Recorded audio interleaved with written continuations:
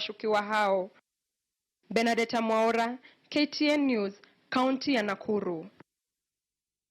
Naam, kutoka katika kaunti ya Nakuru tuelekee kaunti ya Taita Taveta ambako zaidi ya vijana 300 kutoka vijiji mbalimbali mjini Voi katika kaunti hiyo wamelalamikia kubaguliwa katika kupewa nafasi za ajira kwenye reli ya kisasa yani SGR.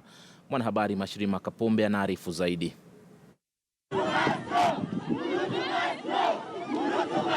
Hali ilikuwa si hali kwenye barabara kuu ya kuelekea Mombasa wakati vijana waliweka vizuizi vya kila aina na kusababisha msongamano wa magari kaunti ya Taita Taveta. Kilio chao kikihusu kazi za reli ya kisasa SGR.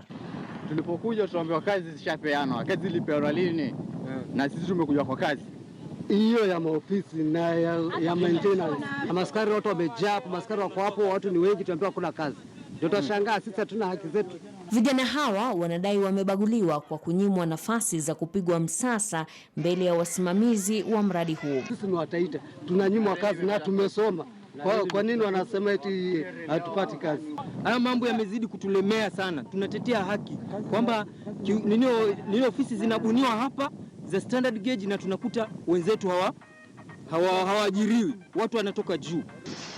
Juhudi za polisi kuwatawanya zilifaulu na barabara ikafunguliwa. Hata hivyo, juhudi za kuwapata